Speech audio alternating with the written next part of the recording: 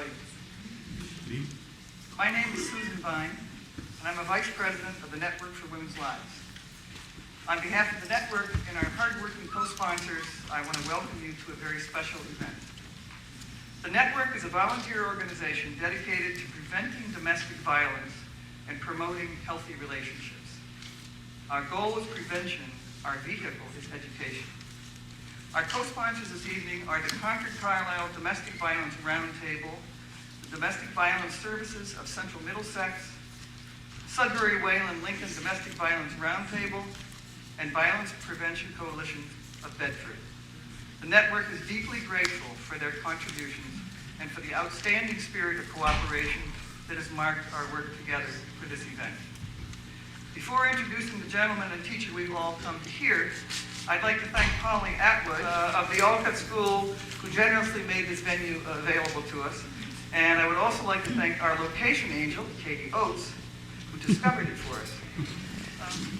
Lundy Bancroft is the author of a number of publications on domestic abuse. His first book was The Batterer as Parent, addressing the impact of domestic violence on family dynamics.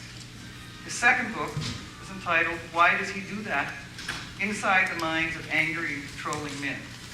That book is one of the 2 best-selling books in the country on relationship abuse. His most recent book is entitled When Dad Hurts Mom, Helping Your Children Heal the Wounds of Witnessing Abuse, which addresses the impact on children of exposure to abuse and guides mothers in how to help boys and girls get well and stay well emotionally. Lundy specializes in counseling and legal interventions for abusive men, and he has worked extensively with teen boys who've been exposed to domestic violence. His most current work focuses on men who abuse women and the impact those men have on the lives of both women and children. In his work as author, trainer, counselor, and activist on issues of abuse and recovery, Lundy spends a great deal of time traveling across this country. He tells us he's especially pleased to be speaking in his home state of Massachusetts, and we are absolutely delighted to present him here tonight. Will you please join me in welcoming the remarkable Mr. Lundy Bancroft.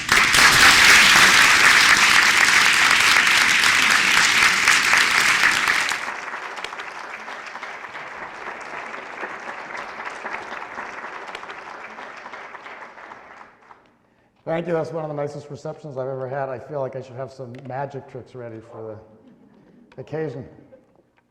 But it is fun to speak in Massachusetts, and I don't know why I don't get to speak in Massachusetts more often. I think it's partly because for at least the past 5 years, the state has been completely broke.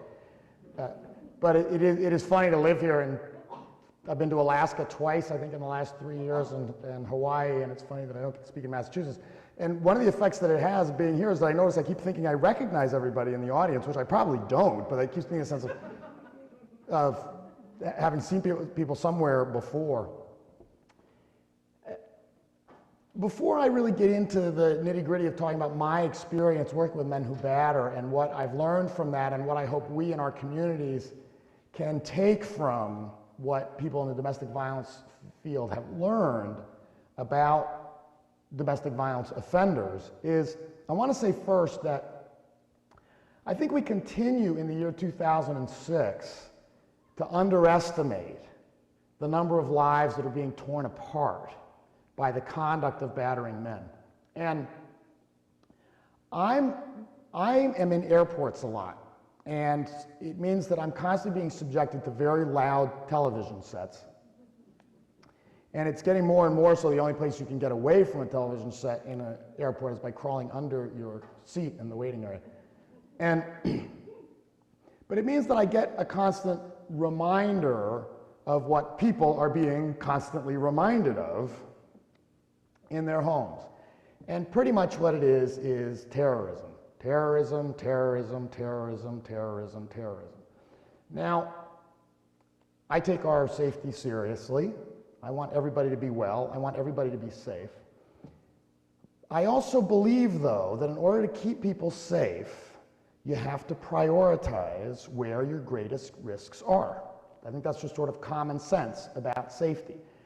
If I, living in Massachusetts, put most of my energy into figuring out how I was going to keep my children from being stung by scorpions, that would not be time terribly well spent. It's just not something that's real likely to happen in Massachusetts, and I've got to focus much more on keeping them from getting hit by cars. Now, in an average year in the United States, between 1,500 and 2,000 women are murdered by their husbands or boyfriends or their ex-husbands or ex-boyfriends. And in other words, by a domestic terrorist.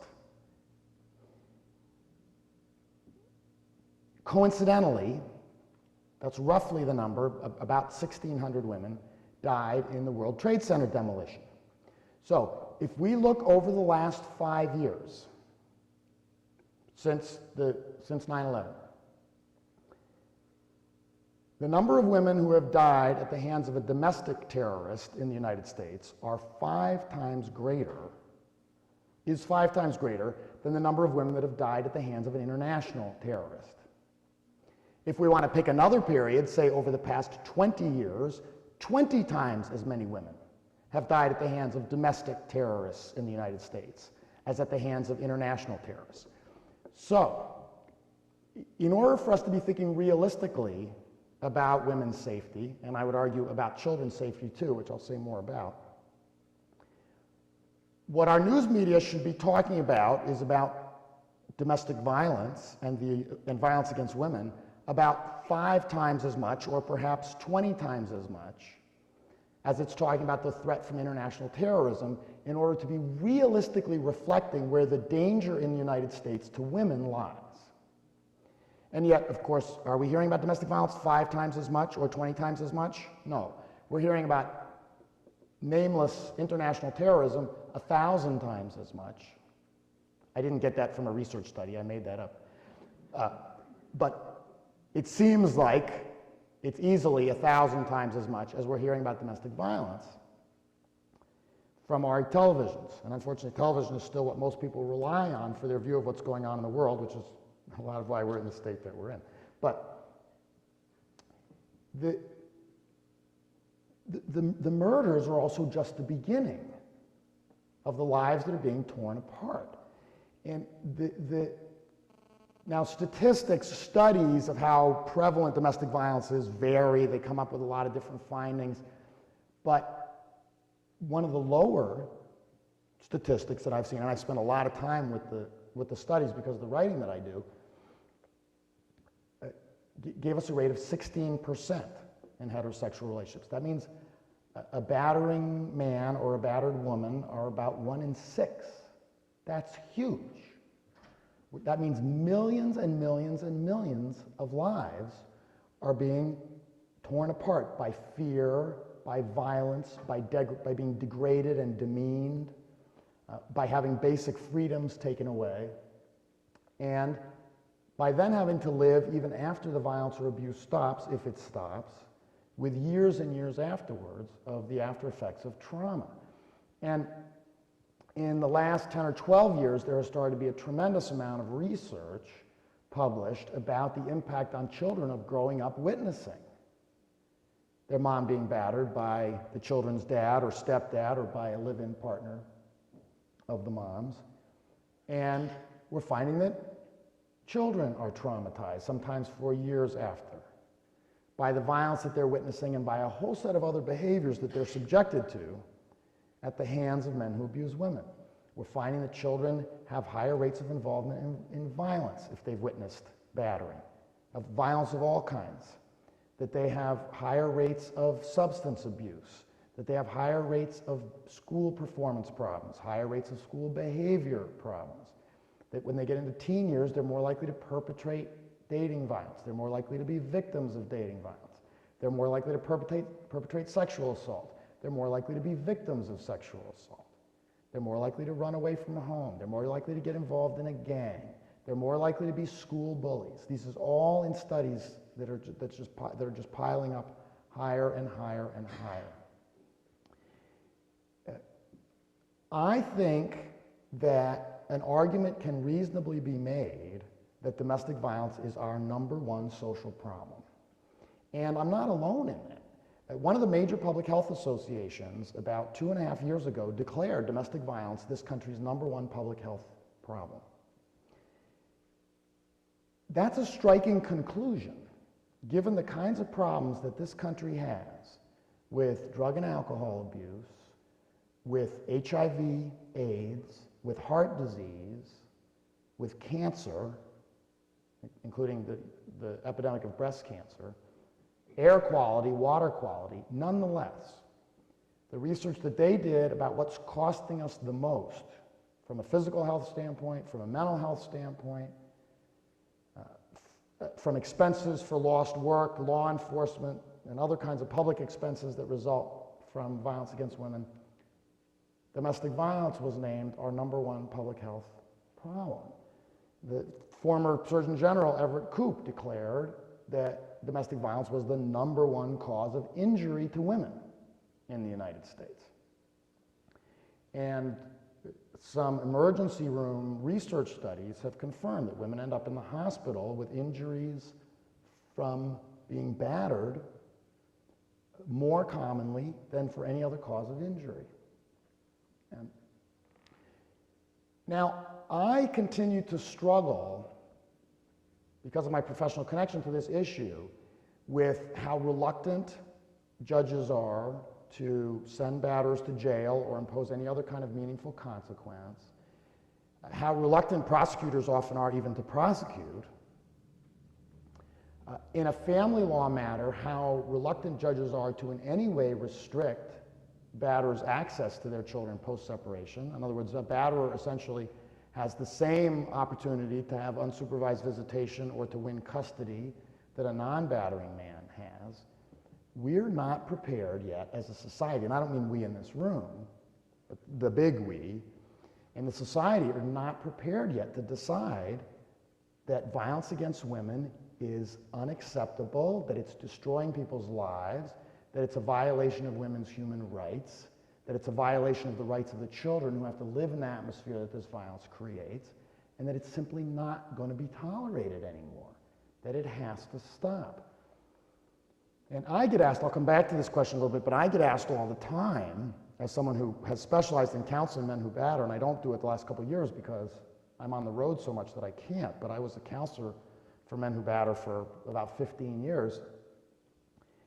And I get asked all the time, well, can men who batter change? And I say, yes, I think the great majority can change, and the great majority don't. And they don't, not because they can't, but because they've figured out that they don't really have to. And that once our society decides that battering is no longer going to be tolerated, battering will stop. I was just looking at studies in the last few months about jail, and I'm going to be saying some things about jail. I hate to be a promoter of jail. I'm actually someone who is against jail in all kinds of ways, and yet when it comes to batterers, I'm suddenly saying, yes, they should go to jail. But the studies on the effect of jail on men who batter, there are a number of interesting findings there, but the one that I'm going to mention right now is that it was found that jail was more effective at reducing reoffending, reducing recidivism among men who batter than among any other category of criminal. In other words, jail is particularly effective for stopping batterers. And I think I'm going to be able to explain tonight why that's true, what it is about men who batter that makes jail often work well to make them stop. I have seen a number of models across the country of communities who decided we're going to make domestic violence our top priority, or we're going to make it right close to our top priority. And we're going to coordinate efforts among a lot of different players in the community. We're going to bring in influential people. We're going to coordinate services. We're going to coordinate law enforcement response. Every time a woman gets killed, we're going to do an intensive study of what happened and what went wrong and what we could have done potentially to keep her alive, how we can keep the next woman alive, how we can stop the next batterer from killing. And I've seen communities make tremendous changes in what their community culture is about violence against women, in what their rates are of homicide, in what the sense is that a woman has that there will be a safety net out there for her, that she will be assisted, that she can find a way to get to safety. So if there's nothing else that you remember from tonight, I hope you will remember that we can do it. We can stop the domestic abuse of women. Next, I want to talk just a little bit about oppression, and I'm not going to say a lot about it because that I could give a 2-day speech just on the subject. But I now have, in many ways, some very different ways of thinking than I had 17, 18 years ago when I started into working with men who batter. And I came increasingly to perceive a home where there's a batterer as a little tyranny. I don't know what else to call it, but it's a little chunk of fascism or totalitarianism. And that in many ways, when we look closely at what's going on in a home where there's a batterer, in a relationship where there's a batterer, we find the key elements that are present in almost any oppressive system. That it's a microcosm, that if we learn well enough what's going on in a battering home, we can understand what's going on in a lot of other systems where people are being subjected to violence, or being exploited, or being demeaned, or being degraded, or being killed, or having their human rights denied. I'll say just a few things about it. That first of all, most forms of oppression that I know about involve violence, the threat of violence, and various kinds of intimidation, ways that you are reminded that violence could be done to you if you don't hyper-cooperate, if you make yourself too visible, if you fight back against the oppression in any way, or maybe for no reason at all, just to keep you guessing and off balance. Second, that in most cases where there's oppression, somebody's benefiting. There are people who are getting to live luxuriously, who are getting to do a lot less than their share of the work, who are getting to have a lot more than their share of the stuff, who are getting to make a lot more than their share of the decisions. And then there are other people who are being silenced, who are being shut up, who are not being permitted to talk, who are not being heard, or who are permitted to talk occasionally, but sort of on the terms. In other words, we'll listen when we feel like listening to you, and then we're going to silence you when we've had enough. That all systems of oppression involve, you can call it by different names, but propaganda, where the people involved and the society at large, the wider world, are told that the system is just, that it's right, that it's necessary, and that the people who are being subjected to this kind of treatment are less than, they are inferior, they're not human beings in the same sense that the rest of us are, that they don't suffer the way the rest of us suffer, they don't know pain the way the rest of us know pain, so we can't be as concerned for what they are going through. These elements are all present in the mentality of men who batter and in the mentality of their allies, in their behavior, in how they get away with it, and in social systems that back them up and make it possible for them to get away with doing what they are doing. And this actually segues directly into the first thing that I want to tell you about men who batter, because it's very closely related, which is that battering is not at core a psychologically driven problem. It is at core a culturally driven problem. And I'm going to explain what I mean by that.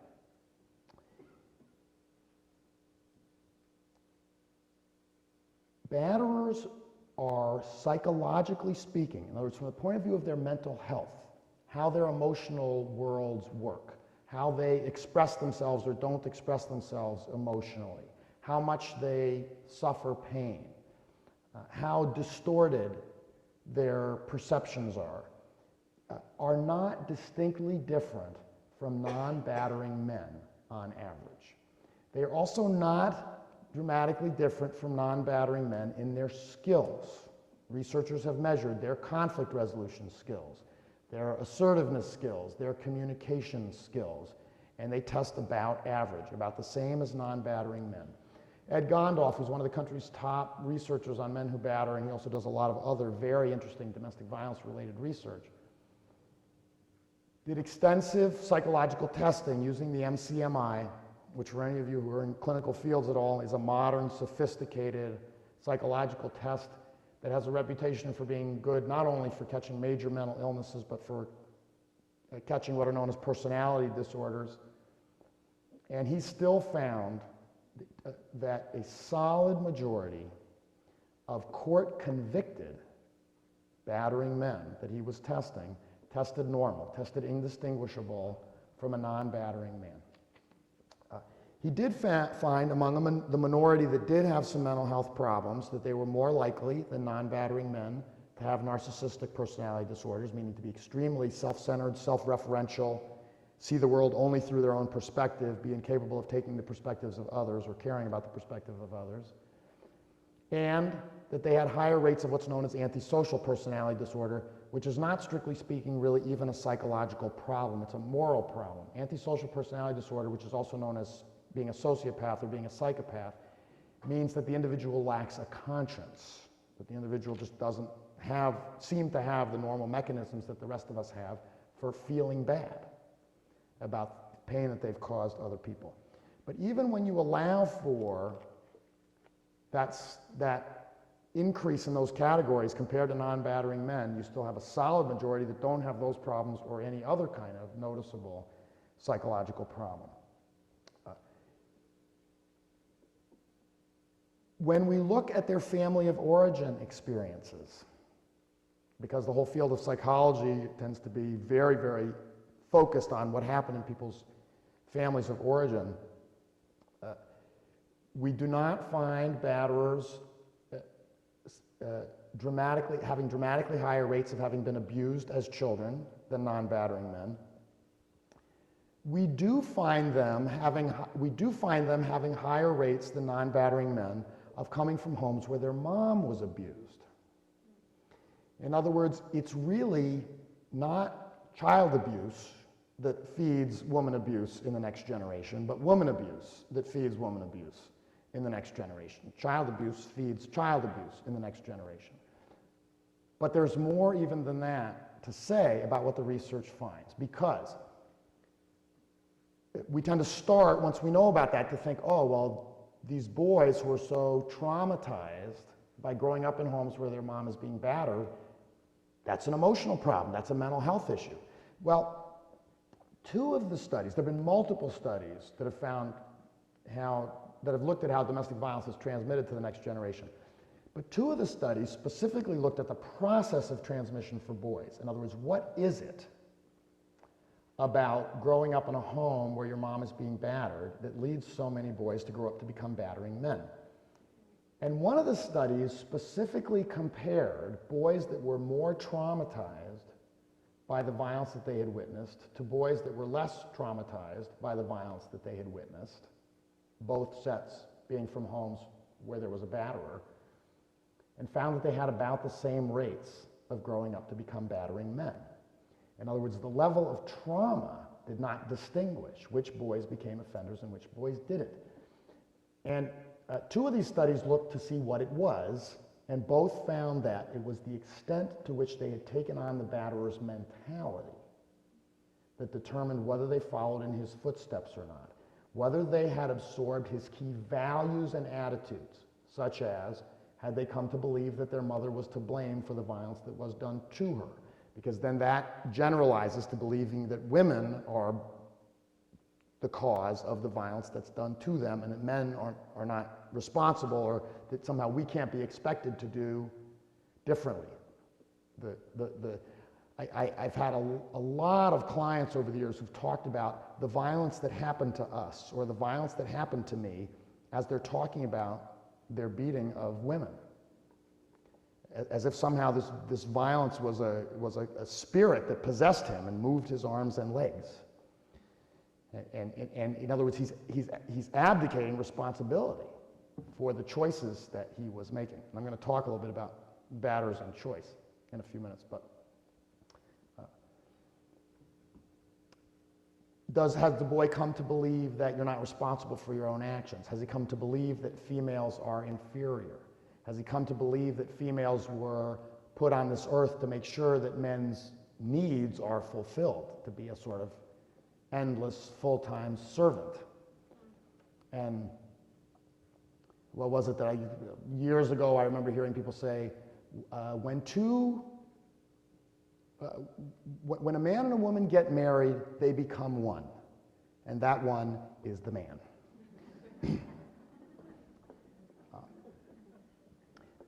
Yeah, and this is very much the batterer value system. Another thing that I resonate with from years back is I remember when I was growing up, this has changed a little bit now, but when I was growing up, if you saw a man and a woman, a couple, in any kind of magazine ad, the man was always looking sort of deeply and thoughtfully into the distance, and the woman was looking at the man.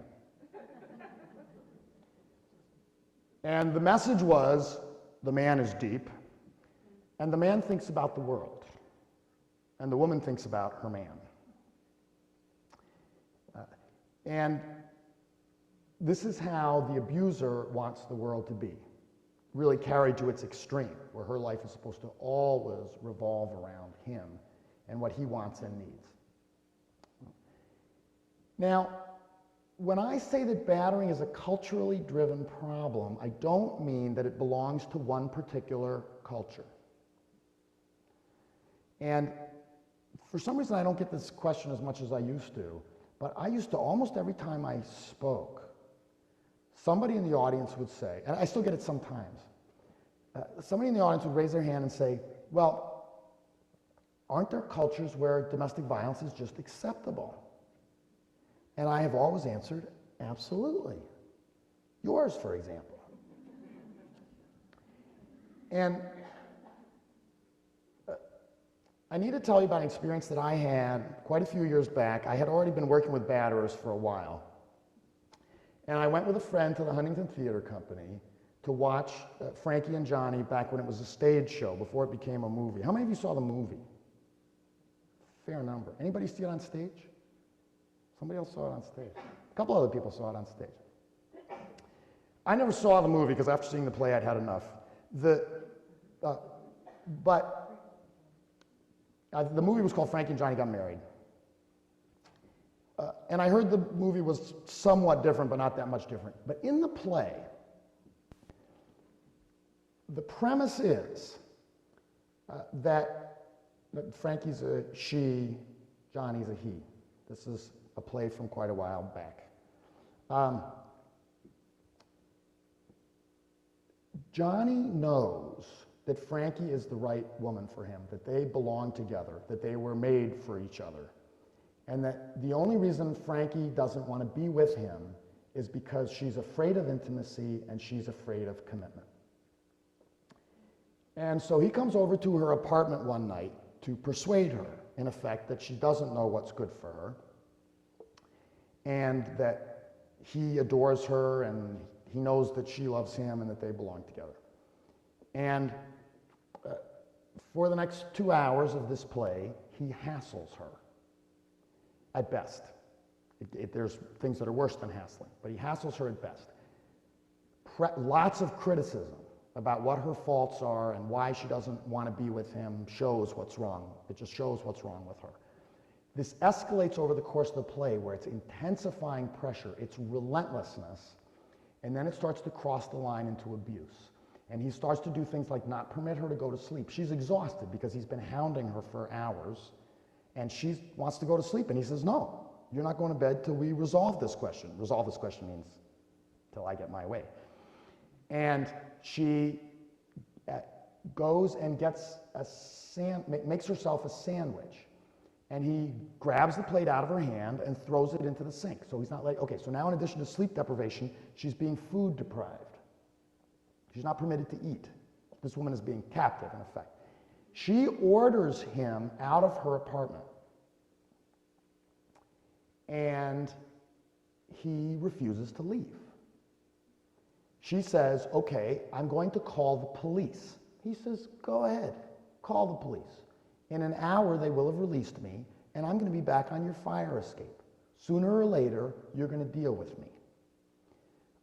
There are also, as I recall, at least a couple of incidents where he physically blocks her path and grabs her, as she, I think it's particularly as she's trying to get into her bedroom to go to sleep. So there's also direct physical violence.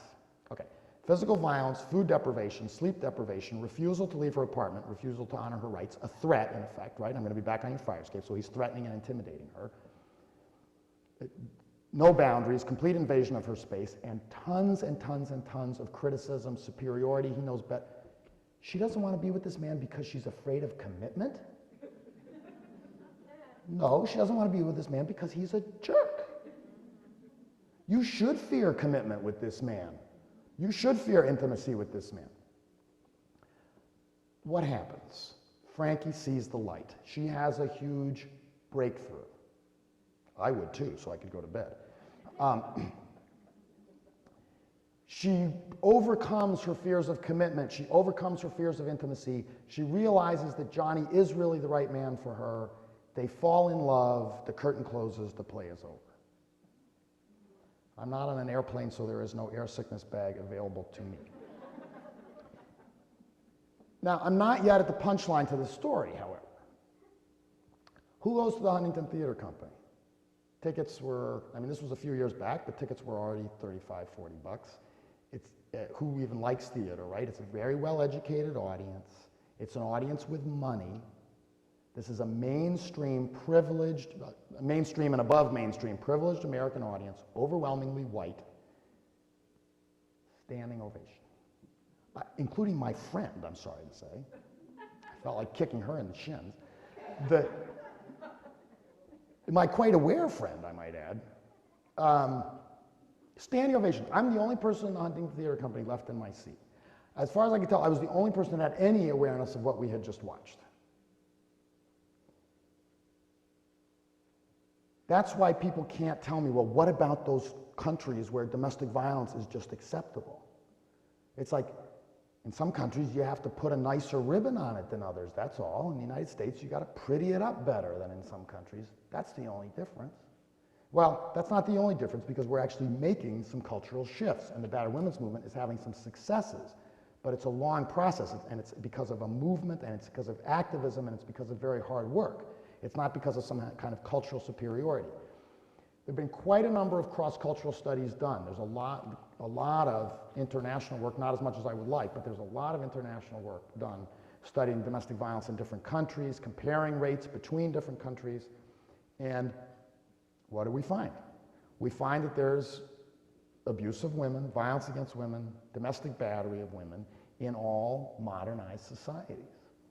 That there are very few societies in which anthropologists and other kinds of researchers have been able to find little or no violence against women, and there are societies that are structured in a completely different way from how modern societies are structured. They're far less hierarchical. There aren't clear centers of power in those societies. There are much less division of labor and power, particularly power, actually more than labor, between males and females. In other words, women have much higher status in those societies than they do in any modernized society. And there is not only no tolerance, socially speaking, for violence against women, but there's no tolerance for any form of violence. Violence is simply unacceptable behavior, period, in those cultures. So when I say that domestic violence, that the domestic abuse of women is culturally driven, I don't mean that it's driven by a particular culture. What I mean is that batterers learn battering and come to use those behaviors and believe in their right to use those behaviors through their socialization processes, through becoming part of their culture. So they learn them, yes, a lot of them learn them from dad or stepdad. A lot of them learn them at home. That's a lot of where you learn your culture's values, is what's modeled in your family for you. Although fewer than half, by the way, somewhere between, researchers tell us somewhere between about 40 and maybe 45%, but below 50% of batterers come from homes where their mom was abused. So that's only one place to learn it, although it's a particularly powerful place to learn it. They learn it through all the ways that you learn about your culture. In other words, that would be a whole anthropological discussion, but they learn it through the religious values that they're taught. They learn it through the basic cultural values that they learn from their family, from their relatives, from television, from video games about what men are supposed to be like, what women are supposed to be like, who has the right to use violence, who has the right to make rules, who has the right to impose punishments, who has the obligation to obey, and so forth. As a central part of my work as a counselor for men who batter, I have to deal with, as every batterer counselor has to deal with, how remarkably and disturbingly justified my clients feel in doing what they do. They will. Now, when a client first comes to a batterer program, he doesn't tend to start right out with his justification. Sometimes he does, but more often he comes the first week, the second week, the third week, saying he feels terrible about what he's done, that he knows it's rotten, that he knows it's not a way you should ever treat women. But as soon as he's really comfortable in the program and starts to get to know you and starts to get to know the other people in the program, without exception, I've never had a client this wasn't true of. Within a few weeks, he's starting to tell you why it's not fair to think that badly of him for what he did and why it's justifiable. And it's both excuses, in other words, why I'm not responsible for my actions, and justifications, which are why my actions were necessary. It's victim blaming. It's claims that this is just how men are and women can't expect men to be different. It's women that need to change. It's things like the client of mine who said, I kept trying to explain to the police that this was my wife, but they wouldn't listen.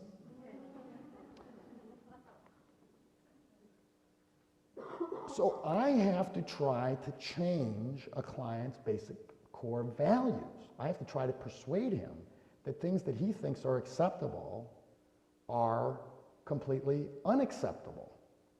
And in that process, I end up learning where he got his values from often. Because in order to take up his side of the argument, he's going to tell me, well, but this is what my dad said, or this is what my grandfather said, or this is what I read in the Bible, or whatever his particular culture's spiritual texts, religious texts are. He's not quite as likely to openly say, well, I learned this from pornography, but when I press on the question, I very often find that pornography has been a critical influence in how he has decided what men are like and what women are like, what sex is like, and what violence is, whether violence is really so bad or not, and so forth. So having opened that can of worms up, I'm going to say a couple words about pornography. I know that we live in an era where there's a lot of kind of anti-sex campaigners out there, and I want to make it clear that I am not among them. Some of you may be. I'm not even saying anything about that. I'm just clarifying so you know where I stand. I'm not against sex. My beef with pornography has nothing to do with the fact that it's sexual or that it's sexually explicit or that there are naked bodies in it. My beef with pornography is what kind of sexuality is it teaching? What is the version of sexuality that American pornography and pornography all over the world socializes our young men into? It's a version of pornography where, it's a version of sexuality, sorry, what I call the pornography school of sexuality, where sex is connected very often to violence, where violence is shown as being sexually exciting, where degradation is shown as being sexually exciting, where women are constantly robbed of all humanity, all compassion, all dignity. Of course, regular advertising does that too. You don't have to go to pornography. I mean, you constantly see women in your major newspapers in poses in their underwear that you would never see a man in such a pose. Because a man in such a pose, you'd say, he looks ridiculous. He's been robbed of all dignity. But for some reason, it's acceptable for women to be shown in these ways that rob them of all dignity. There's really nothing in pornography that's about love, that's about mutual respect, that's about kindness. Pornography also puts quite a bit of energy into saying that the more that a woman looks like a girl, the more she looks underage, the more sexually appealing that makes her. So it's specifically encouraging and socializing men to abuse, to abuse girls. They love to title their videos things like barely legal and things like that to really entice men into this attraction for underage females. When we try to address pornography in our communities, people start to scream censorship. That, you know, you're going to ruin people's First Amendment rights. You're bringing in censorship. I'm not an advocate of censorship. I'm not saying that the way to stop pornography is to censor it. I'm saying the way to stop pornography is to put enough pressure on carriers that they don't want to carry it because it's so unwelcome in their communities, and to put enough pressure on men and other consumers, because some women are heavy consumers of pornography also, to stop buying it and to stop giving this $10 billion a year industry our money because of the kind of damage that's being done to women in the production of pornography, in the use of pornography, and in what pornography is teaching our children. And by the way, lest you have any illusions about this, boys look at lots and lots and lots of pornography. I'm a former boy. And I can assure you that 30 years ago, pornography was very easy to get. Any boy who wanted to get his hands on it could get his hands on it. That was pre-internet. So if it was easy then, imagine how easy it is now. Very, very, whether we like it or not, it's a very heavy influence on how males in the society think about sexuality and how they think about females. If you were starting to talk about a magazine, a book, depictions in your community that were horribly racist, that glorified slavery, or that made torture of black people look exciting, and you said, we've got to get this out of our community, people wouldn't be screaming censorship at you. They'd be saying, we've got to get this out of our community. And we wouldn't propose to get that out of our community through censorship. We would propose to get that out of our community by decrying how racist it was, by blasting anyone who would sell it, by blasting anyone who would buy it. I'm saying the same thing about pornography. It has nothing, if anyone starts talking censorship, First Amendment, just tell them it's got nothing to do with it. We're talking about our right to protest and cry out and drive out of our communities without censorship through moral pressure, influences that are contributing so much to violence against females and to the attitudes that support it. And by the way, there's considerable research to show the ways that pornography actually affect, the ways that men's attitudes are actually different after they've spent time with pornography, that their belief systems change.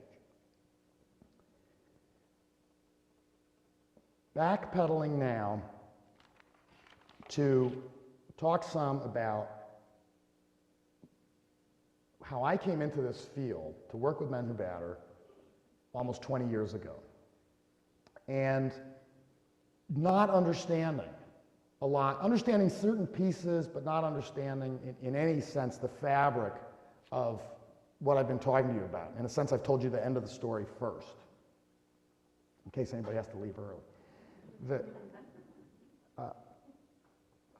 I came into this work with some understanding of the tragedy and outrage of violence against women in society, but on the micro level, I really, at the same time, didn't get it.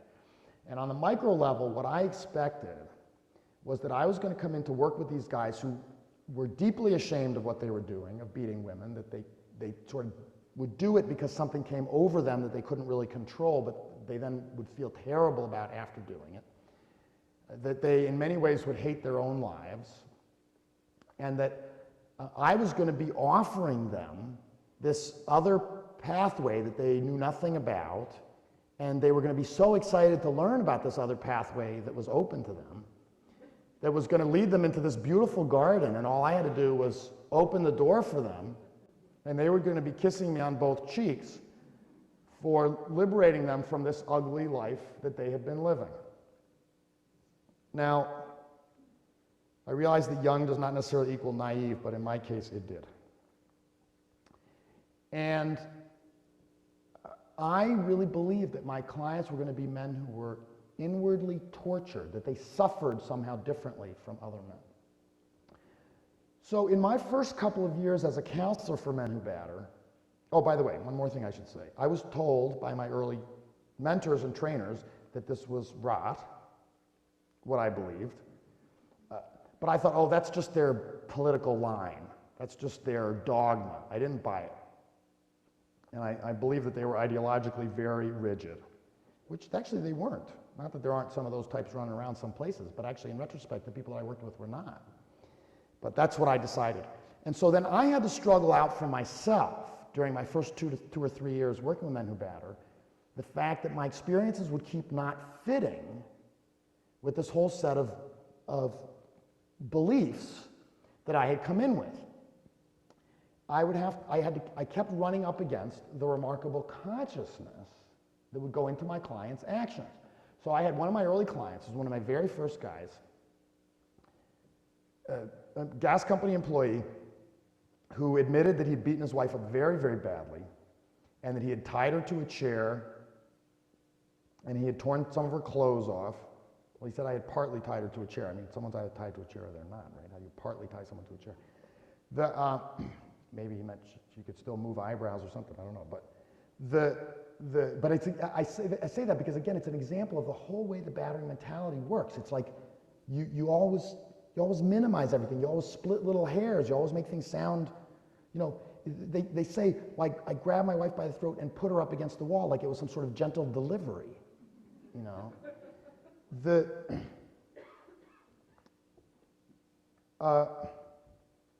He had beaten her, black and blue. It was horrible.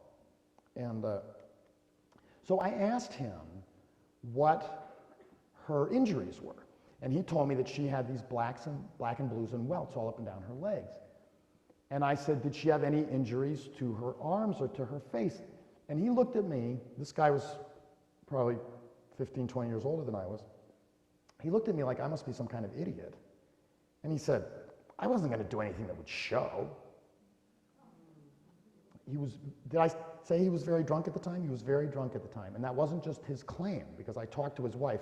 I've always done interviews with the partners of my clients if I was able to get hold of them for numerous reasons, but mostly to try to find out what kind of danger she's in and what we can do to help her out. So even in this incredible rage that he was in, just furious and very drunk, he nonetheless continued to make quite aware decisions about where to hit her in ways that would hurt her terribly, but that wouldn't get him in trouble. And I caught on, but it took me a while. I remember a woman saying to me, oh, he just goes berserk and smashes things up all over the house. And I said, well, does he break your stuff, or does he break his stuff, or does he break stuff that belongs to the two of you? And there was this considerable pause on the other end of the line, and then she said, I never thought about that before, but it's only my stuff that gets broken.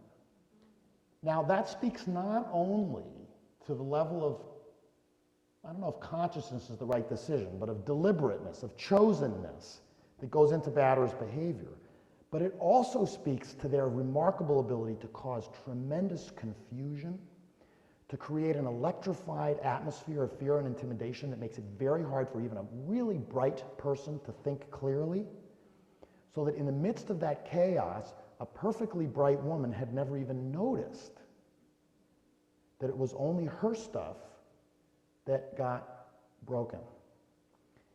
And again, that speaks to how much we can offer women who are being abused, because women who are being abused are not different from other women. There have been so many research studies that have tried to figure out who are battered women. What are their issues? What kind of background do they come from? Why would they get involved with a man like this? And all the research can tell us is that they are women. With one exception, that there is some solid research evidence that they have a somewhat higher rate, not a vastly higher rate, a somewhat higher rate of coming from homes where their mom was battered. But even that, when you look carefully at the research, it turns out does not indicate that they're more likely to get involved with a batterer. What that indicates is that they're more likely to stay longer than another woman if they do get involved with a batterer because of what they learned. They learned it's your own fault. They learned you got to work harder to please the man. They learned there's no way out. They learned that police come and don't do anything, and various pieces of information, of unfortunate information, that they absorbed from their experience. Battered women are just women. That means that most of what we see going on for a battered woman is a product of her circumstances. I'm not saying that in other words, she's neither better nor worse than anybody else. She's another human being. And yeah, she's going to come in with some issues, but any of us would come in with some issues. So ultimately, that doesn't tell us very much, does it? And I mean, there are also cases where she's coming in with severe issues that are making it harder for us to help her. But that's not the norm. The norm is for her to be pretty much like anybody else. And a sort of quick way of thinking about this that I think is helpful and that I'll offer you in hopes that this is another piece that might stay with you from tonight. When we look at how a particular woman is reacting to being abused, and we're trying to understand why she reacts in certain ways or is doing certain things or is making certain choices or is feeling certain ways, we tend to try to find the answer to those questions by looking more and more closely at her, putting her more and more tightly under the microscope. And I would argue the answers lie much more in putting him more and more under the microscope. The more you look at him, the more you understand his behaviors, the more you understand how he messes with minds, the more you understand his manipulative tactics. And it's different. Each abuser is a little different from the others. They have their particular tricks, they have their particular abilities, they have their things that they're better at than others. The more you get what it would be like to live with him, the more her reactions start to not seem so mysterious and start to seem more or less like how anyone would react in her circumstances. A couple of great resources I can point you towards. One is Dr. Judith Herman, psychiatrist at Cambridge. She was at Cambridge Hospital last I knew. Wrote what I really consider the Bible on trauma, or at least it was in its time, called Trauma and Recovery. And one thing that Dr. Herman did that I thought was particularly interesting, it's practically every sentence of the book is profound, but is that she compared women and men who had been in circumstances of captivity and found that their reactions were not very different. In other words, she compared women who had lived in circumstances where they were being battered to men who had been in prisoner of war camps or in hostage-taking situations and found that the symptoms, the reactions, the confusions, the desire to protect the abuser, and on and on and on, were actually very, very similar between the two groups. That again, women's reactions to oppression don't have much to do with being women and have almost everything to do with being oppressed.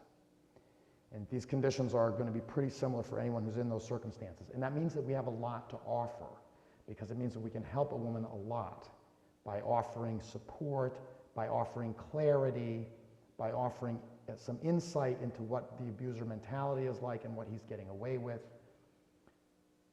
by offering resources, a safe place to stay, a shoulder to cry on, some help with child care, a support group. The kinds of work that the Women's Network does is so crucial to our communities. And here I am tonight primarily to talk about the horrors and dynamics of battering, but I want to also tell you that everywhere I go, I also hear women's stories about how they got out, about the fact that they're not living that way anymore, about what the Battered Women's Program did for them. I hear that particular one over and over and over again. So many women have come up to me and saying, you know, if it weren't for these women that put this conference on today, because most of the places I go, I'm invited by the Women's Program, if it weren't for these people who are here today, I probably wouldn't be alive today, or I'd still be with my abuser, or I'd still be feeling like it was all my fault. And these people were my lifeline. And it's really touching and inspiring to hear these stories, and it's as important to hear those stories as it is to look at the women who are still trapped, to look at the abusers who are still getting away with it. It's really critical. All right, so that little tangent aside. So I started to have to accept the fact that my clients were pretty aware of what they were doing. A great moment, and I worked for Emerge in Cambridge. I wasn't one of the founders, but I got there a few years after it started, but I was at Emerge for many years, which was the first program, specialized program for men who batter in the country.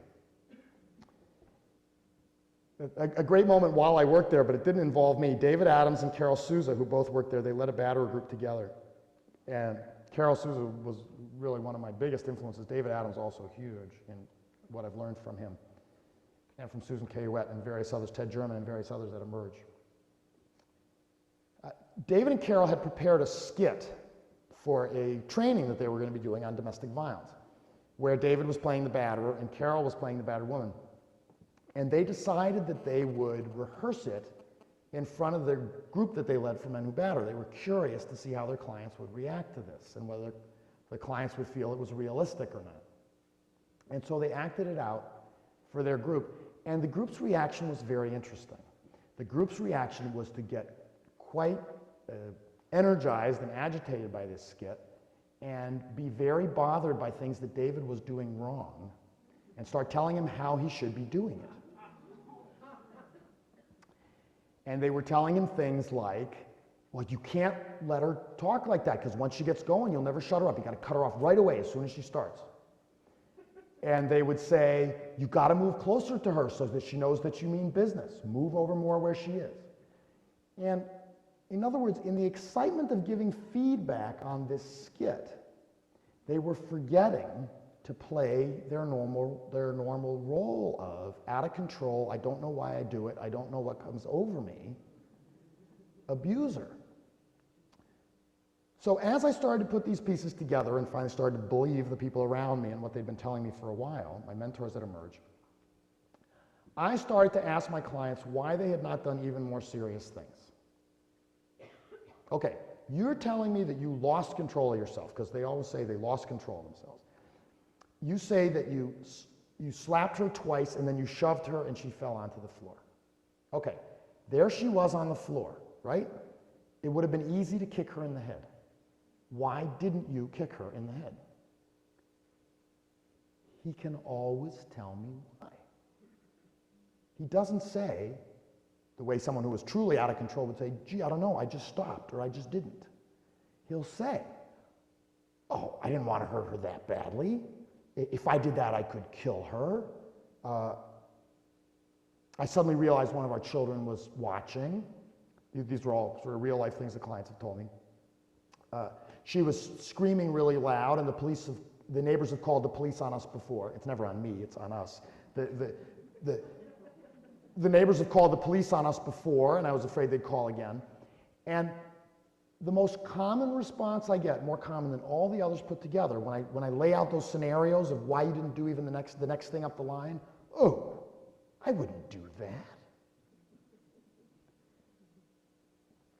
And that's a very revealing response, because it tells you, A, that he's not out of control, that he doesn't do things that to his own moral system are beyond the pale, and it tells you that his fundamental problem is in his beliefs about what is acceptable, because he believes as long as he doesn't cross that line, it's okay. If he's the kind of guy who tells his wife periodically that he's going to kill her, and he locks her in rooms, and he raises his fist to her, but he never actually punches or slaps her, then the real batterer is the one that punches or slaps her. If he's the one that punches or slaps her, then the real batterer is the one that strangles her. If he strangles her, then the real batterer in his mind is the one that puts a gun to her throat, to her head, and says he's going to kill her, and who rapes her. And then if he does those things, then the real batterer is the one who killed her. It's always this other.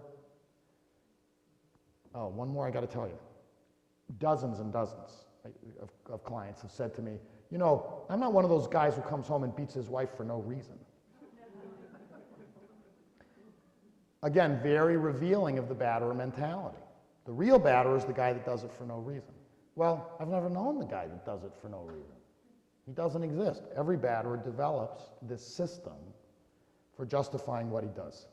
What's in it for him? Why batter? First of all, he gets his way.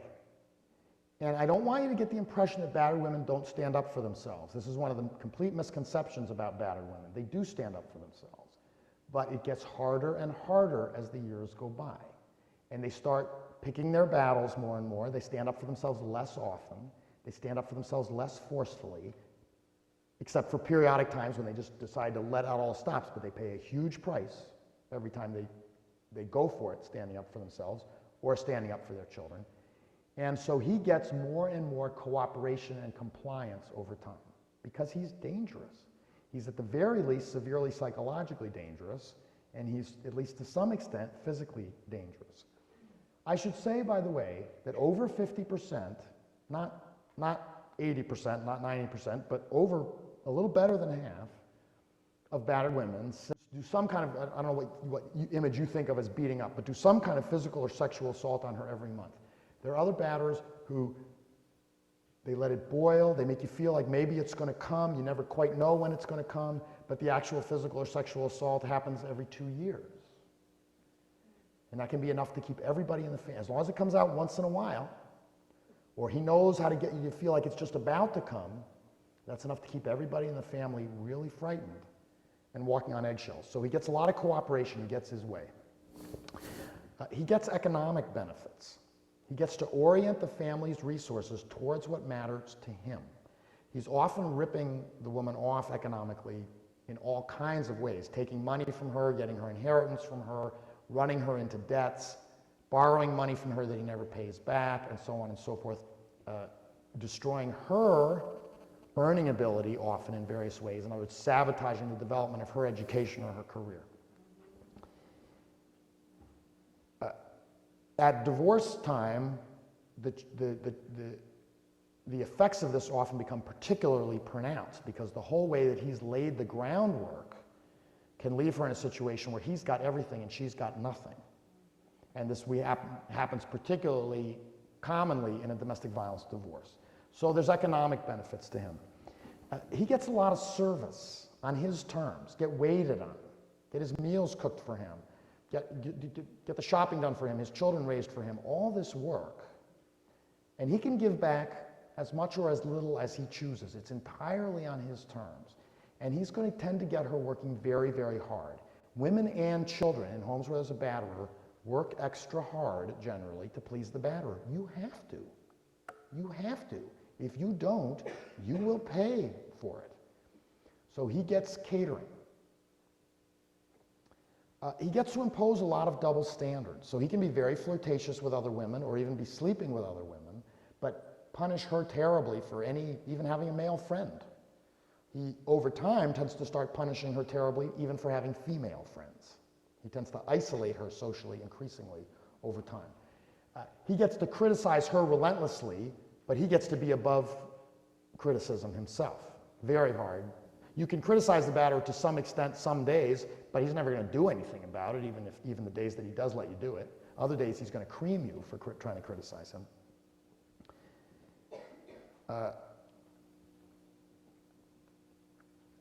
I noticed how my clients seemed constantly to be talking about how their wives or girlfriends nag them. Oh, she nags me this, she nags me about this, she nags me about that. And I figured out, it took me a while, it took me a long time actually, but I finally figured out what this means. Nag means presses me to meet my responsibilities. Because his attitude is, he should never be called on what he hasn't done, or on what he has done, the bad things he has done, or the things he should have done that he hasn't. He's not supposed to hear about those things. You're not to raise grievances with him. So he gets to be above criticism. He gets to control the sexual life of the relationship so that the sex can be on his terms. Or if he's not interested in sex, and some batterers aren't, he can be in a relationship and not have any responsibility to the sexual life of the relationship at all, if that's what he chooses. It's just all however he wants to do it. If he wants to have lots of outside affairs, as a lot of batterers do, not all batterers do, but a lot do, he gets to do that. I know I go off into a lot of these stories, but these experiences were just so important to how I came to understand these things. A client of mine was telling me that he had assaulted his wife. He had hit her because she was accusing him of having an affair. Now, I asked him a question that nobody except a batterer counselor would ever think to ask this man, which is, well, were you? And he said, yes, but she had no proof. And she shouldn't be saying things like that when she has no proof. So you can even be correctly accusing a batterer of having an affair and get hit for that. And of course, in real terms, you're at more risk, actually, with a batterer if you're accusing him of something he really is doing than if you're accusing him of something that he isn't. This is something we really see, I think, in the modern-day fathers' rights movement, where they say they're so concerned with false allegations of domestic violence or false allegations of child sexual abuse, but when you look carefully at their stands on a lot of different issues, it becomes clear that it's not the false allegations that concern them. It's the true allegations that concern them. That's what they're upset about, and it comes out in I won't really have time to talk about that tonight, but I've spent a lot of time reading their literature, reading their websites, reading their responses to things I've written and so forth, and it becomes really clear that, well, for example, I'll just give you one example. I promise I won't go off on a soapbox about this, but they say they're very concerned about false allegations, yet they argue against more thorough investigation of allegations of abuse. Well, if you were concerned about false allegations, you would want them to be more thoroughly investigated, not less thoroughly investigated.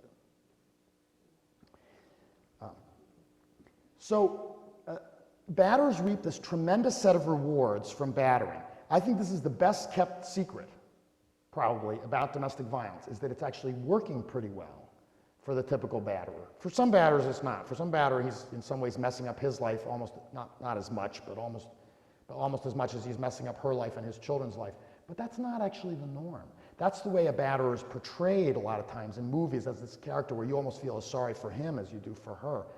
That's not the typical batterer. The typical batterer is someone for whom the system is actually going pretty well.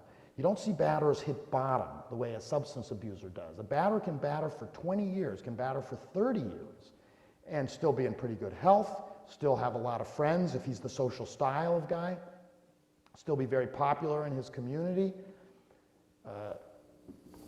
His life, his career may have gone perfectly well, or his job life may have gone perfectly well during that time. It can work out just fine sometimes for him. And this is why the battering of women has gone on for thousands, well, as well as we know, at least a few thousand years, is because, unfortunately, so many men perceive that it works. And it wasn't in any way illegal until very, very recent times.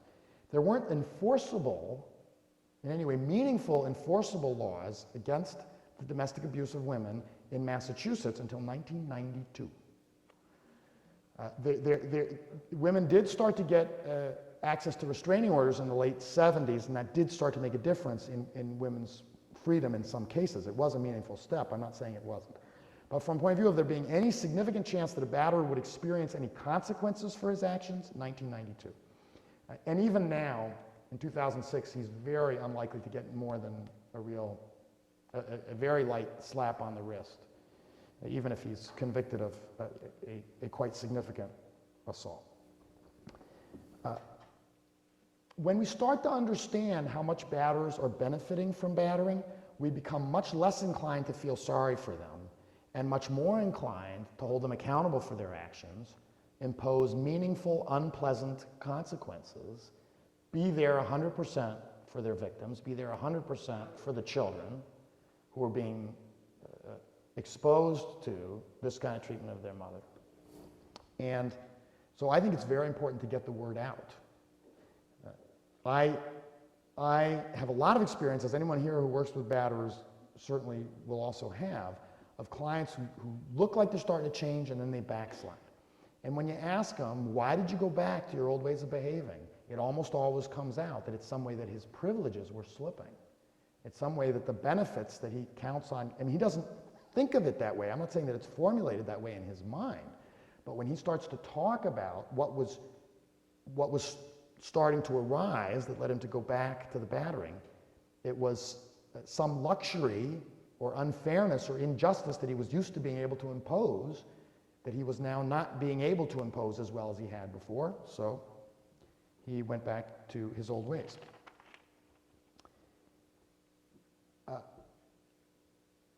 I've said a number of things about the impact on children of living around a batterer, and I'm going to be saying a lot about this in the presentation tomorrow morning, but just a few points I want to make about it tonight. First of all, when you think about the mentality of a batterer that I've talked to you about, let's do a quick recap here. He's extremely controlling, and he believes in his right to be in control and to dominate. He periodically uses violence, and he believes in his right to use violence when he deems it necessary. He expects that the life of the relationship should revolve around the meeting of his needs.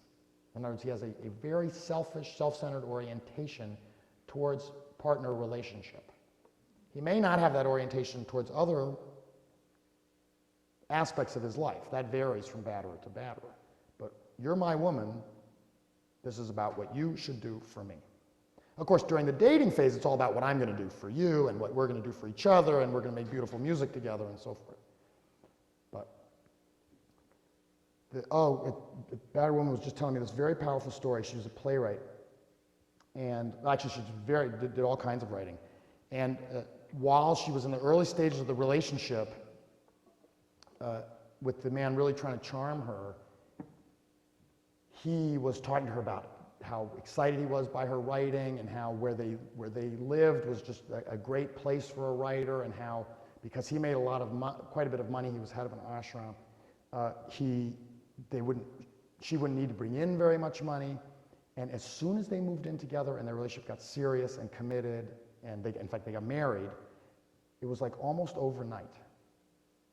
You know, we don't have time for you to be writing, that this is a waste of time, you're really pretentious, what makes you think this is something you could do anyhow, and you've got to be bringing in money, and, you know, I don't know. It was just like, it had flipped over to the other side. So, a guy who, you know, once he's in a serious relationship, it's all about what's for him, and what's good for him, and what he needs. Well, a couple things I didn't mention about him, that he tends to be a real objectifier. In other words, he tends to really see a woman as a thing. Not necessarily all women, although some of them just have big problems respecting or interacting with women in general, but a woman, specifically a woman that he's involved with, he really sees as almost like a personal possession, you know, like a trophy that you would take home and put on the mantle. And so that her feelings, her needs, her ambitions, her humanity just tends to slip out, become less and less important to him over time. And she's like an owned object. All right, when you think about this profile, that's not a recipe for good parenting. I realize that's an understatement. To be a good parent, you have to do everything the opposite, right? You have to be able to go without a lot of your needs being met for years. And you get what you can, because you can't live on nothing. But responsible parents find that their own needs get laid aside to a tremendous extent for a long time, particularly while children are young. You have to let it go. You have to be able to, in other words, extensively focus on somebody else's needs and understand those needs. You have to have a lot of respect. You have to be able to cooperate with the other parent if you're in a two-parent situation, and respect that person's parenting judgment and be able to negotiate with and struggle with in a respectful way things that the other parent wants to do as a parent that you don't agree with or don't think are good. You absolutely have to not use violence. And there may be people in the room who disagree with me about that, but I think it's overwhelmingly clear that any hitting of children is destructive to them, and that spanking children is hitting them.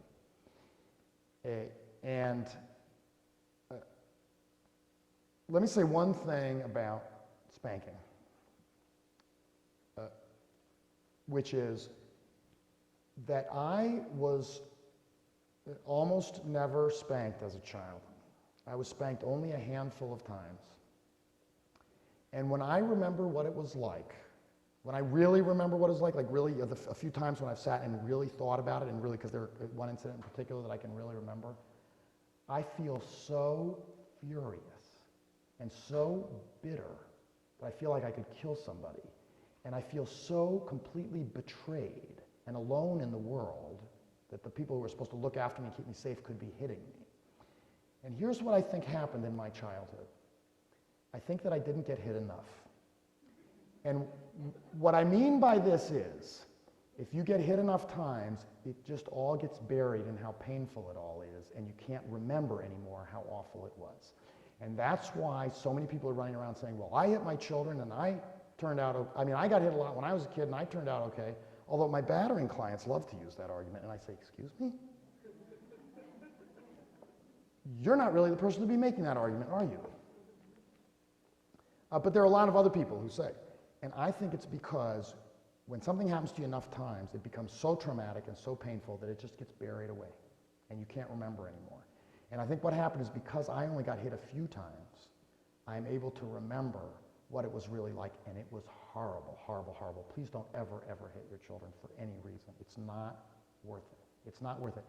It may get you the cooperation in the short term that you want, and in the long term it will greatly interfere with whatever your goals may be for that child, and more importantly, will really interfere with that child's potential to have a happy life. So I can also tell you what the research, I won't go into it, but the research is quite profound about the impact on children being hit also. So essentially everything that you need to do in order to be a good parent are things that batterers tend to be quite weak on. And batterers also have much, much higher rates than other men of abusing children. 7 times the rate of non-battering men of physically abusing children. 6 times the rate of non-battering men of sexually abusing children. They're much more likely than non-battering men to perpetrate incest. And again, when you look at the literature on incest perpetration, it's very similar mentality. You read Judith Herman, read Nicholas Groth, read Eric Lieberg, read Anna Salter. It's a power and control issue. It's not a sexual issue. And the incest perpetrator is very manipulative, very self-centered. A couple of the writers, including one of the research studies, specifically found that incest perpetrators feel justified in doing what they're doing. And one of the studies, actually two of the top writers, Nicholas Groth and these other folks whose name I'm forgetting at the moment, Fantuzzo and thit's others, found that incest perpetrators have this concept of entitlement, that they're entitled to sexual use of their children. So it's in other words, at core, what they share is exploitativeness and a sense of ownership. Those two pieces are why there's such a high overlap between battering and incest perpetration. I'll be talking more about those issues tomorrow as well. Now, there are batterers who are reasonably responsible parents. I don't mean to suggest that all batterers are disastrous parents, although it's not good parenting to batter your children's mother. That's one of the worst. That in itself shows reckless disregard for your children's well-being.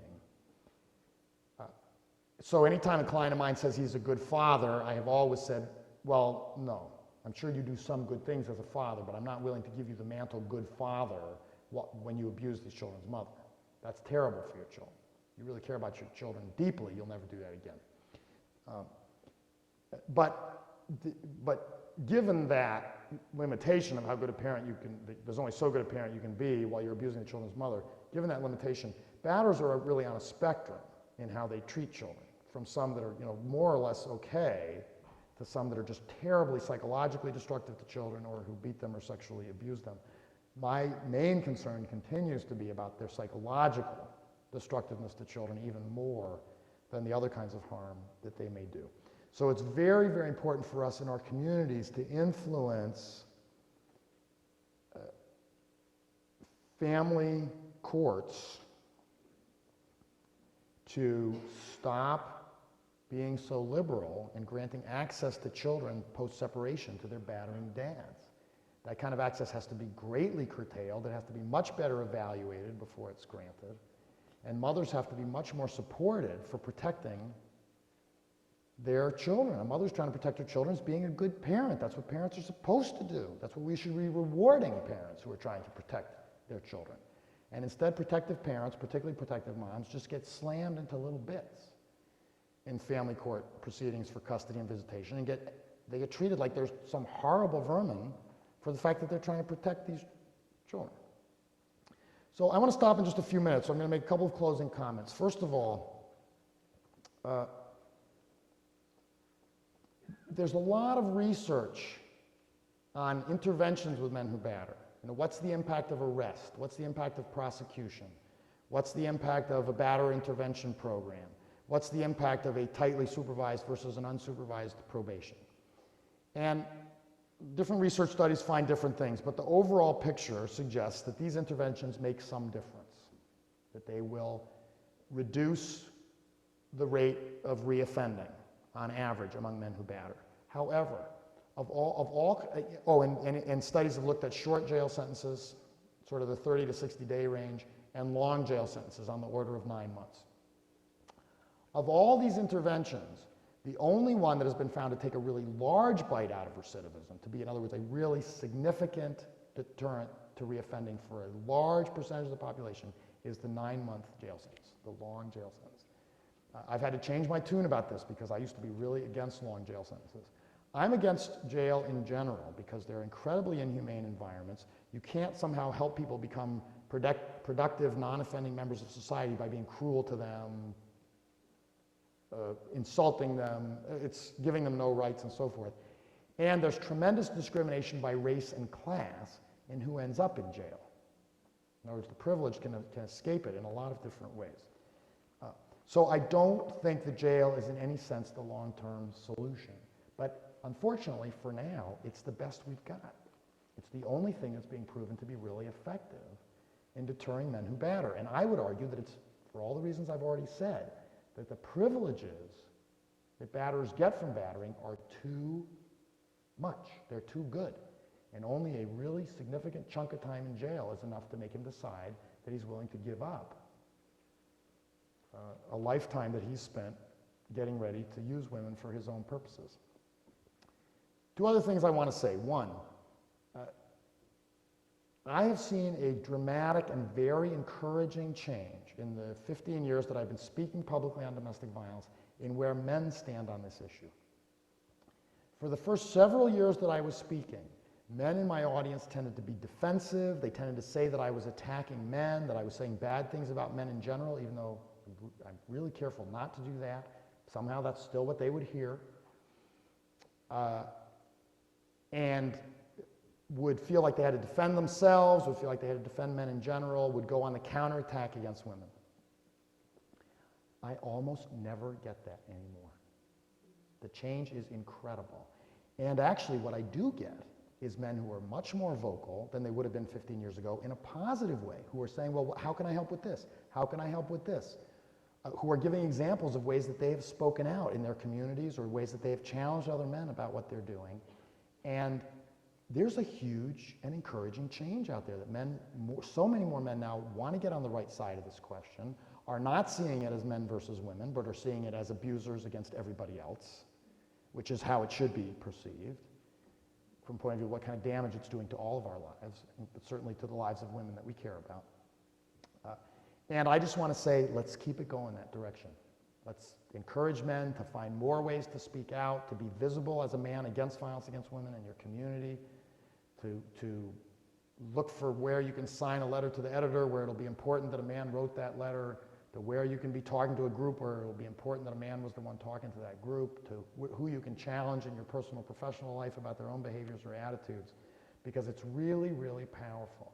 Of course, we need to be continuing always to support women's activism and women's leadership, but at the same time, making our own voices heard loudly has a tremendous impact, and men are often particularly effective when they're called by other men on what they're doing. And let me just say finally that I don't think that we can separate out domestic violence and violence against women from all questions of ways that women are oppressed as a group in society, And then we can't separate out the oppression of women from all forms of oppression of people by class, by race, by sexual orientation, and on and on and on. And yes, it makes sense to continue to devote certain kinds of particular focus to stopping violence against women. That's certainly what I choose to do in my life. But we've got to always be making the links to how we're going to form a society where people are not degraded because of being part of any group, or not exploited or assaulted or jailed because of being part of any group, and where the resources of our society are properly shared amongst all the resources, and the power are properly shared amongst all the people who live here. This country is, people frequently refer to this country as a democracy. I don't get that, but you'll have to help me understand. But even though we have a very, very small and powerful group of people that make almost all the decisions that govern our lives, and even though we have one of the most horrible distributions of wealth between rich and poor in the world, I think when we're talking about stopping battering, we're talking about declaring that homes have to be democratic places. That homes have to be places where everybody has an equal say. Well, children don't have quite an equal say, although they should have some significant say. I wouldn't say they should have an equal say, but they should have better say than they tend to have. Some houses they have a little too much say, but that among all adults, there should be equal say in a household and equal access to resources, and that's linked to demanding a society that stops paying this laughable lip service that we pay to democracy in this country, and start demanding a society where people truly do share the decision making and share the wealth. Thank you very much, and we have the rest of the time for questions. The question was, if I were speaking to a group of young women, what would I say about what to watch out for, warning red flags? By the way, I really focused tonight, because it's my area of expertise, on men who abuse women, but there are gay men that abuse their gay male partners, there are lesbians who abuse their female partners, and there are sometimes very serious cases, there are sometimes homicides. In other words, it's not a situation we can take lightly. So one of the things that what's calling this to my mind is, one of the things that I'd have to say to young women is, the fact that you go out with women doesn't somehow make you safe is not going to make you safe from abuse. You're still going to have to watch out for the same kinds of things. They'll take somewhat different form in women, and obviously women aren't socialized in the same way, but it'll come out in different ways. Really watch out, perhaps top of the list, for jealousy and possessiveness, which to young women in particular tends to be really flattering. You know, oh, I've never had a guy care about me like that before. Oh, he's just crazy about me. He gets so upset if I even talk to another guy. Like that feels like love, but it ain't. It's ownership. And it's one of the top warning signs for domestic violence. Just watch out about a guy who's controlling. Again, that can be exciting at first. You hear him described as a take charge kind of guy. But you have to say, but what happens when you don't want to do what he wants to do? What happens when you don't want him completely in charge? That's what she has to really pay attention to. How does he react when she doesn't want to go along? Because if he has really bad reactions to that, that's a really bad sign. To watch out for a guy who's got problems with women in general. For example, the kind of guy who says that all his previous girlfriends were you-know-whats, but you're different. Or who says, and this, by the way, all moms and dads, these are all things we should be talking to our daughters about. Or who says, you're the first girl or you're the first woman who's ever understood me. If you're the first female who's ever understood him, I want to know why. Why is he so hard to understand? And the other thing that I say is, if a guy is telling you now that you're different from all other women, what he's going to be telling you in a year or two is that you're just like the rest. You're going to go from being the exception to being part of the rule. So watch out for how he talks about women in general, including you might listen to some things about how he talks about his own mother, but particularly past girlfriends, past wives or girlfriends.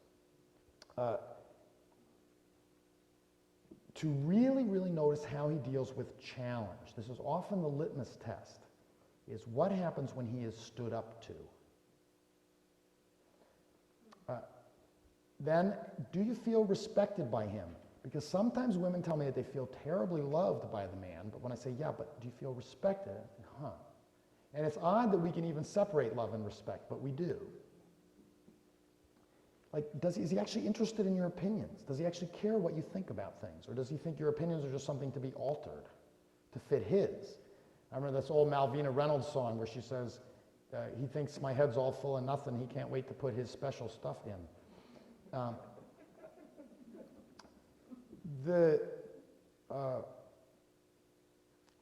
And then, are things never his fault?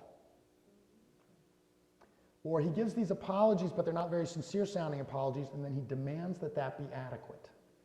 He says, well, I said I was sorry. First of all, an apology that sounds like that is never going to be very satisfying, but an apology also isn't necessarily enough. Often when someone apologizes, you also want to tell them some things about how they affected you. It's like, well, that's great that you apologize, but I'm also going to tell you some things about the mess that you made or the harm that you did. He's going to say, no, he doesn't want to hear that. He apologized, that should be enough.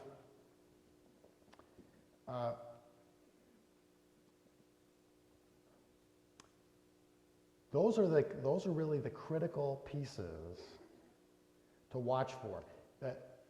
Another additional one that's sometimes revealing is to notice whether he treats you differently alone than when other people are around. This actually tends to do a flip between teen years and adulthood. Teen years, he often treats her worse when other people are around and better in private. And then in adulthood, the abuser starts to flip and be worse with her when there's nobody watching and better when there's other people around. With teens, I really emphasize, is he pressuring you to have sex?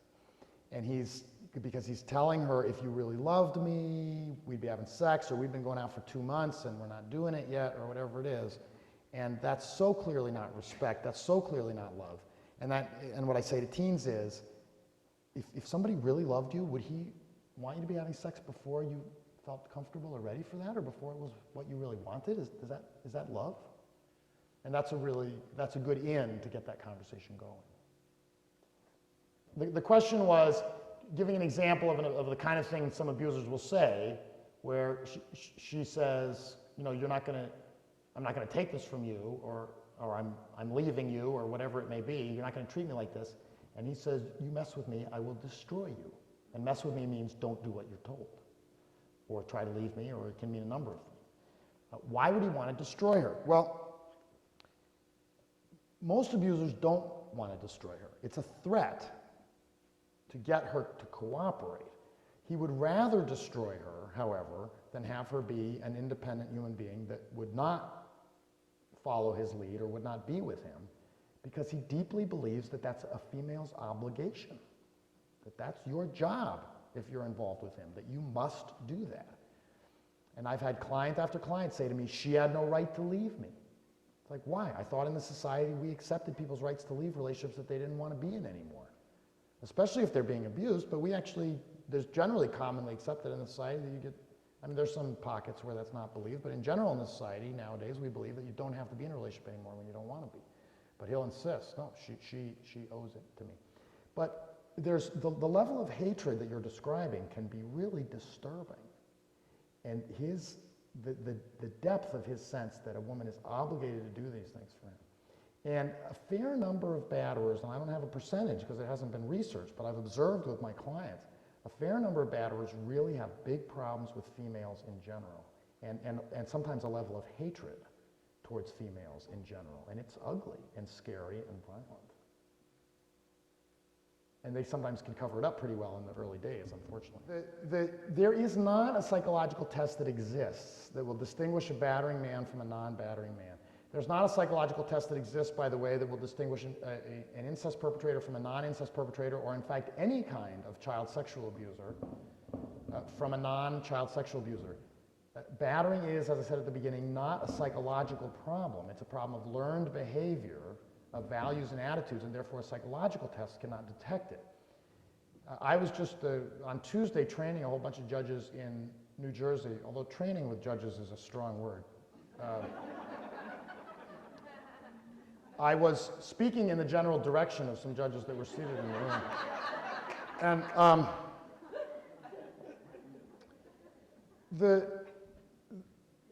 what I had to, these are judges that do custody visitation, who do family law proceedings, and what I had to say to them is, psychological testing in a domestic violence case is a mistake. It's actually not going to tell you anything relevant about whether the allegations are true or false, or if they are true, because they're almost always true, are they real serious or less serious? How risky is this particular man for the child? There's no psychological test that's designed to do that. What the court should be doing, instead of psychologically testing the parties, is investigating the evidence. And they should be appointing a good investigator instead of a clinical evaluator. A clinical evaluator is helpful to you when you've got someone with serious mental health problems who can help you figure out whether this person is capable of parenting their children and what kind of help they need in the meantime. But that's not what mental health evaluation is typically used for in custody. It's typically used to say, is someone an abuser or not, or who should have custody. It's completely inappropriate to use psychological testing to say who should have custody. And yet it's used for that purpose all the time. It's a huge topic, and I'll say some things about it tomorrow, and I could talk about it for a long, long time, but I'll just point to a few things.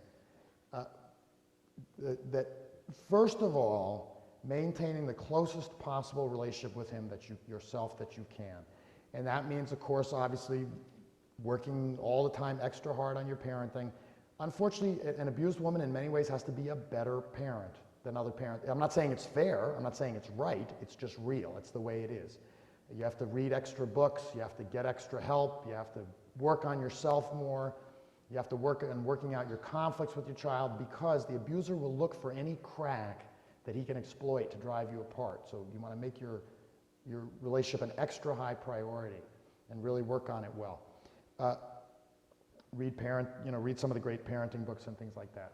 All of us have more to learn. I mean, all of us have more to learn. Everybody can always be working on, every parent should be reading parenting books and trying new things and going to workshops. I mean, we all have more to learn about being better parents. I've been a parent for 14 years now, and I still learn new things practically every day, including some things I wish I'd learned a long time ago. Next, here's a trick, but what you want to do, you want to try to avoid burdening your child with too much awareness about the heavinesses and difficulties of the world, and yet he needs to start learning right away about sexism.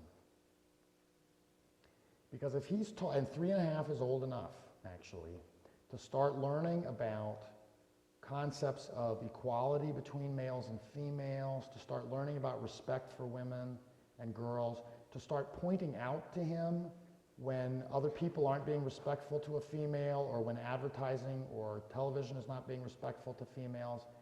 Also start pointing out to him unhealthy images of masculinity. In other words, when there are being bad messages sent to him about what a man should be like. In other words, the earlier that he can learn to start thinking critically about gender messages, the harder it's going to be for his dad to recruit him to his team. Another thing is that abusers are very, very strong at sort of brainwashing, manipulation, getting you to think like you think, like he thinks. So if the mom tries to get the children to think like she thinks, and the abuser's trying to get the children to think like he thinks, he's going to win. Because you're playing right to his strengths. That's his area. So you have to teach your children to think for themselves. That's the only way so that you're actually stepping outside of his game, getting the child to think like you. And children who are taught to think for themselves can learn gradually over time to see through their dad's thinking. The last point that I'll make now is that when moms try to talk to their children about the abuser's issues, it tends to backfire, because children start to feel defensive of him and protective of him, and they don't want to hear bad things about him. On the other hand, to let things go by is a real problem also. Oh, dad said such and such, and it's really unhealthy stuff. Or dad says that you're telling the court that he hit you and he never hit you. That's a total lie. These are all things that really happen in these these cases. And so a couple things that you can do. One is to try to teach children to identify their father's behavior in other people without saying that that's something dad does. So when you see, for example, a parent at a playground doing some of the same kinds of things that you know the dad does, point that out to the child. Don't connect it to dad. Don't say your dad does that too. Just say, did you see what happened?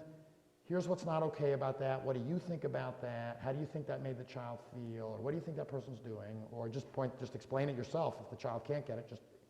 So that they learn to analyze adult behavior, and particularly learn to analyze the kinds of things that their dad does. And then, with luck, they'll see it when he's doing it. They may tell you or they may not tell you. Children sometimes are fairly willing to criticize dad to mom if mom isn't very critical of dad. And I relate to this some from my own childhood. Now, my dad was not an abuser, but for other reasons, I didn't care for him very much. There are other ways to be an unpleasant person besides by being an abuser. And I remember that I could say, you know, my dad is this way, and my dad is this way, and my dad is this way. And if somebody else said, yeah, he sure is, I'd say, don't talk about my dad like that. And so you really want it to come from inside. And to some extent, I believe that you do have to correct misinformation. If he says, well, you know, dad says you're saying in court that he hit you and he never did, you can't just let that go by. You have to say something like, well, you know, he's not really supposed to be talking to you about what goes on in those court decisions, and I don't want to say anything bad to you about your dad, but I will assure you that I don't lie about him. You know, that kind of trying to frame things in the most diplomatic way that you can. But I've seen moms go to the other extreme, where they're so eager not to talk badly about him that they just keep letting all the stuff go by, and that's a problem also. It's a hard line to walk. It's a hard line to walk. We have a huge split, first of all, in Massachusetts between sort of theory and reality. The theory in Massachusetts, according to law, is that batterers are not supposed to get sole or joint custody of their children. If there's been a pattern of incidents of violence, or if there's been even one incident that was serious. Is that a pattern? What's the pattern? The pattern would be more than once, right? A number of times. It's not defined as whether it's 2 or 3 or 4. But a pattern or serious incident, in other words, it only takes one if it's defined as serious. Now, what's serious, again, not clearly defined. There's a lot of judicial discretion, in Massachusetts mostly indiscretion, on those questions.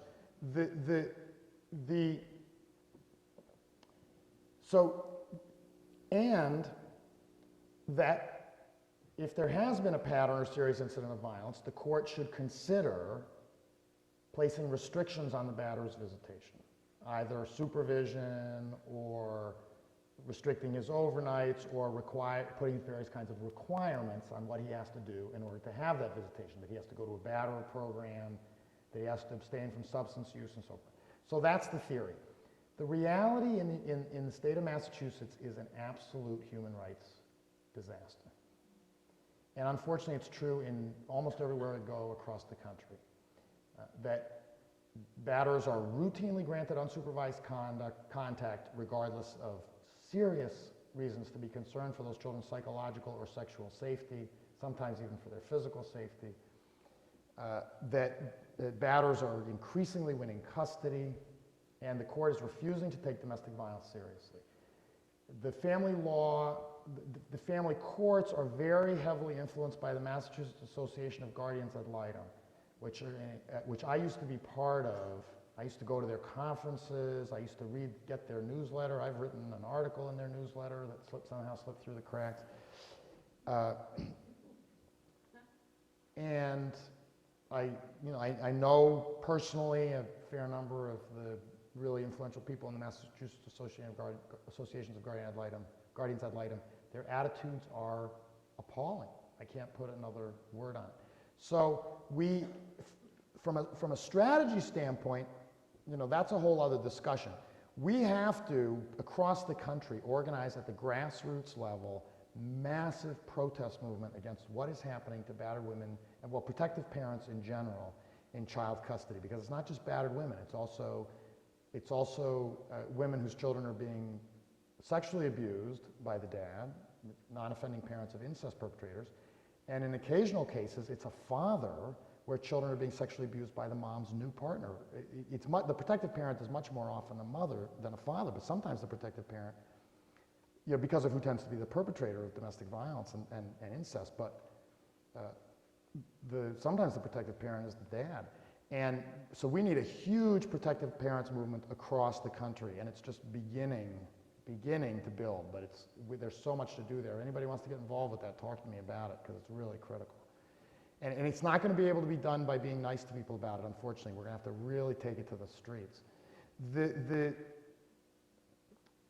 Now, on a personal level, to try to survive a particular case, that's a whole other discussion that involves being able to pull together as much evidence as you can, who you can get, who's willing to testify on your behalf, whether you can afford a lawyer and find a lawyer who understands the abuse issues, because it's not about finding a lawyer who's a great divorce lawyer. This is one of the mistakes that people make. It's about finding a lawyer who specifically understands the abuse issues.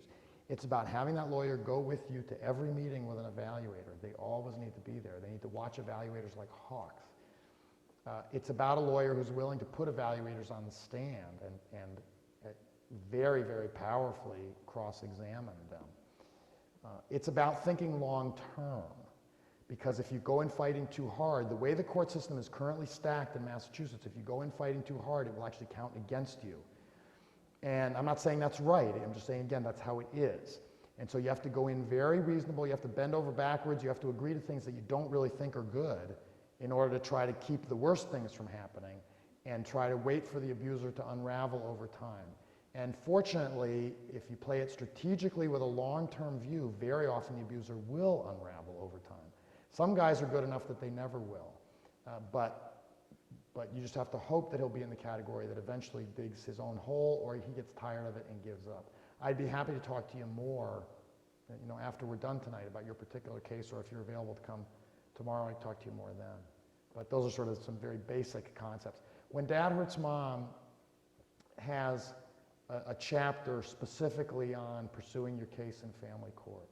It's with some good ideas in it. It's not an overwhelming flood of good ideas, because what we really need is social change. And unfortunately, I don't have any magic for someone's particular case, but there is a set of suggestions there. And I think you always want to combine that with trying to figure out, no matter what happens, how to keep your children well. Thank you.